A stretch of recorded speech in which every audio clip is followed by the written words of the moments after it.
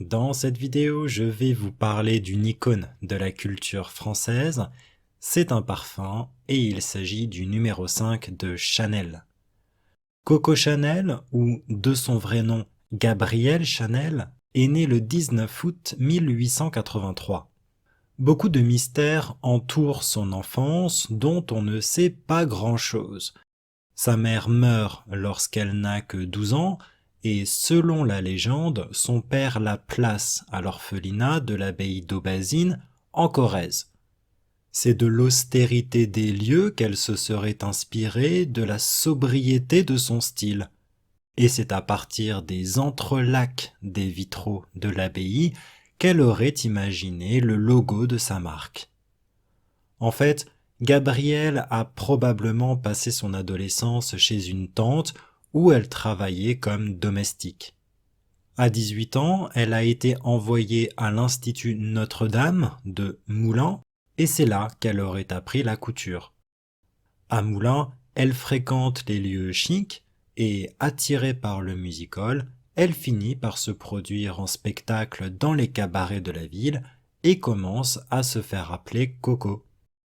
Désireuse d'intégrer la haute société, elle rencontre des hommes importants dont certains resteront ses amis et l'aideront à développer son entreprise.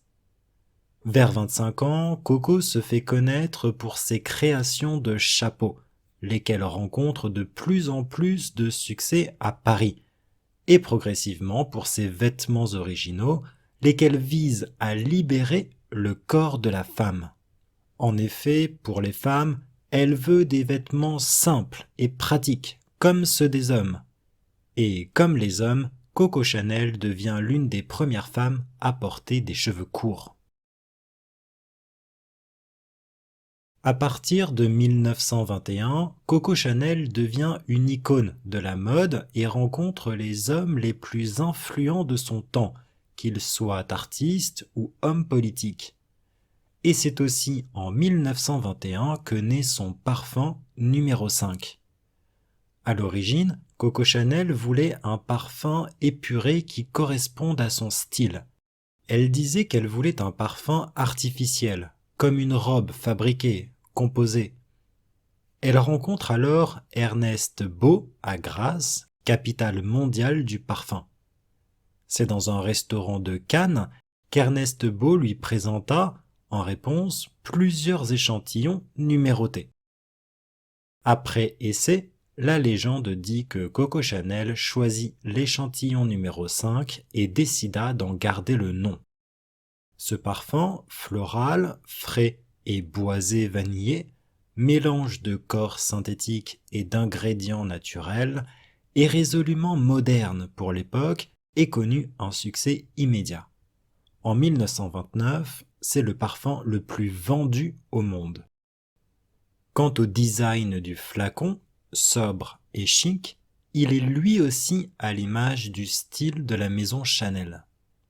De nombreuses publicités ont été tournées pour la télévision et les plus grandes étoiles du cinéma ont représenté le numéro 5, avec notamment Catherine Deneuve, Carole Bouquet, Nicole Kidman, Audrey Tautou et Marion Cotillard.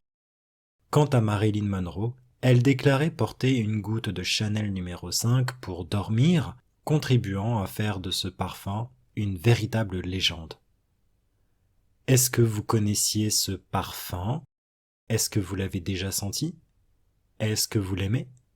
N'hésitez pas à partager votre expérience dans les commentaires. C'est tout pour le numéro 5 de Chanel. J'espère que vous avez aimé cette vidéo. Si c'est le cas, comme toujours, n'oubliez pas de liker et je vous dis à très bientôt pour parler d'une autre icône de la culture française.